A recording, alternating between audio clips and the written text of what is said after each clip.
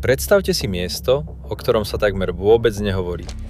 Miesto, ktoré väčšina ľudí ani nepovažuje za geopoliticky dôležité.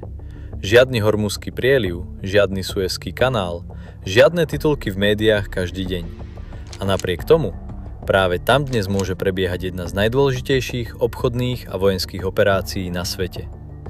Pretože zatiaľ, čo celý svet sleduje vojnu na Ukrajine, konflikt medzi Izraelom a Iránom a americké lietadlové lode v Perskom zálive, Rusko a Irán si medzi tým budujú vlastnú obchodnú a vojenskú tepnu mimo dosahu západu. A práve o tomto bude dnešné video.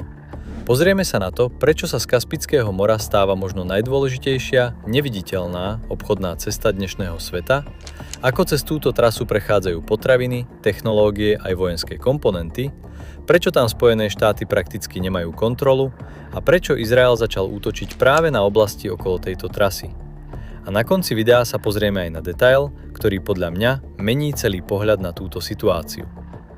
Moje meno je Peter Ťurek a vítam vás na kanáli, kde sa snažíme pozerať na svetové udalosti trochu hlbšie, objektívnejšie a v širších súvislostiach. A ak vám toto video prinesie hodnotu, môžete ho podporiť lajkom, komentárom alebo odberom. Práve to pomáha tomu, aby sa podobné analýzy dostali medzi viac ľudí. Celý príbeh sa začína dramatickými zábermi z iránskeho prístavu Bandar Anzali. Oblohu osvetľujú oranžové výbuchy.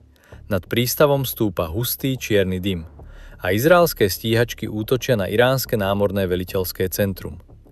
Na prvý pohľad by si človek povedal, že ide o ďalší útok niekde pri Perskom zálive. Lenže nie. Tento útok sa odohral stovky kilometrov severnejšie, pri Kaspickom mori. A práve tu sa celý príbeh začína meniť. Kaspické more je obrovská vodná plocha medzi Ruskom, Iránom, Kazachstanom, Turkménskom a Azerbajdžanom. Bežne sa o ňom hovorí veľmi málo, no dnes sa z neho podľa mnohých analytikov stáva jedna z najdôležitejších trás pre obchod medzi Ruskom a Iránom. A možno aj hlavná cesta, cez ktorú obe krajiny obchádzajú západné sankcie. Situácia je totiž veľmi špecifická. Rusko čelí masívnym sankciám kvôli vojne na Ukrajine. Irán čelí sankciám už celé 10 ročia. Obe krajiny majú obmedzený prístup k západným trhom a zároveň sú pod silným vojenským a ekonomickým tlakom. Preto začali hľadať alternatívne obchodné trasy. A Kaspické more sa ukazuje ako ideálne riešenie. Prečo? Pretože Spojené štáty tam prakticky nemajú prístup. Na rozdiel od Perského zálivu tam americké námorníctvo nemôže zastavovať lode. Prístup ku Kaspickému moru má iba 5 okolitých krajín. A práve to podľa expertov vytvára ideálne prostredie na presuny tovaru mimo západnej kontroly. Navyše, podľa skupín monitorujúcich lodnú dopravu, mnoho lodí medzi Ruskom a Iránom pravidelne vypína svoje transpondéry. To znamená, že ich pohyb je oveľa ťažšie sledovať cez satelity. Inými slovami, časť obchodu v tejto oblasti sa doslova stráca z dohľadu. A nejde iba o civilný obchod. Podľa amerických predstaviteľov Rusko cez Kaspické more dodáva Iránu komponenty pre drony.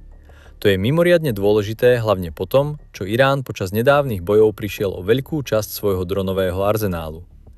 Ak budú tieto dodávky pokračovať, Irán môže svoje kapacity obnoviť oveľa rýchlejšie.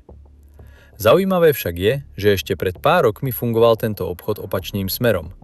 Irán dodával Rusku drony Shahed používané vo vojne na Ukrajine a Rusko posielalo späť komponenty a technológie.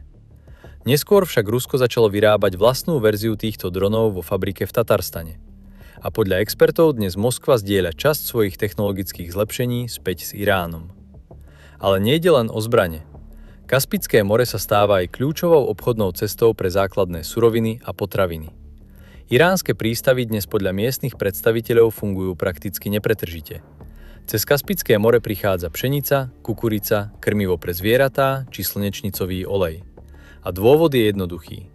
Hormuzský prieliv je čoraz nestabilnejší. Časť lodnej dopravy je ohrozená konfliktami a prítomnosťou amerického námorníctva.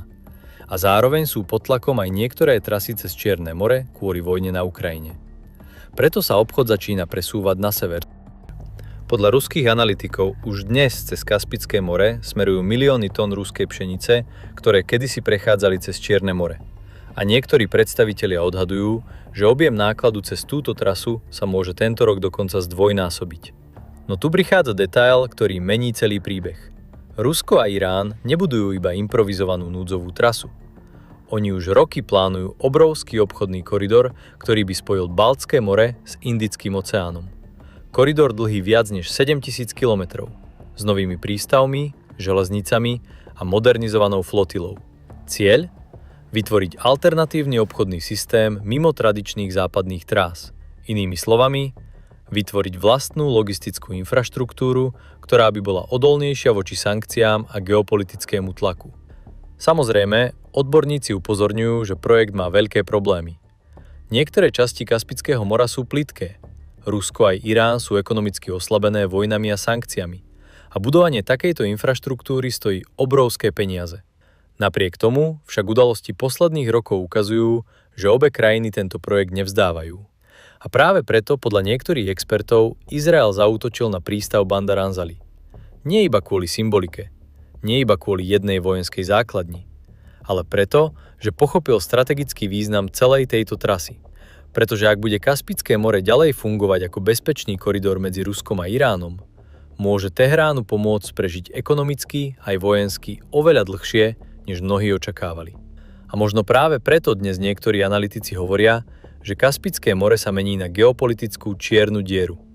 Miesto, ktoré bolo roky ignorované, ale ktoré môže v budúcnosti výrazne ovplyvniť vojny, sankcie aj svetový obchod. A teraz ma zaujíma váš názor. Myslíte si, že Rusku a Iránu sa podarí vybudovať stabilnú obchodnú trasu mimo kontroly Západu? Alebo je celý tento projekt príliš nákladný a riskantný? Napíšte svoj názor do komentára, pretože práve diskusia je často najzaujímavejšou časťou týchto tém. A ak sa vám video páčilo, môžete ho podporiť lajkom, odberom alebo zdieľaním. Ďakujem, že ste pozerali a vidíme sa pri ďalšom videu.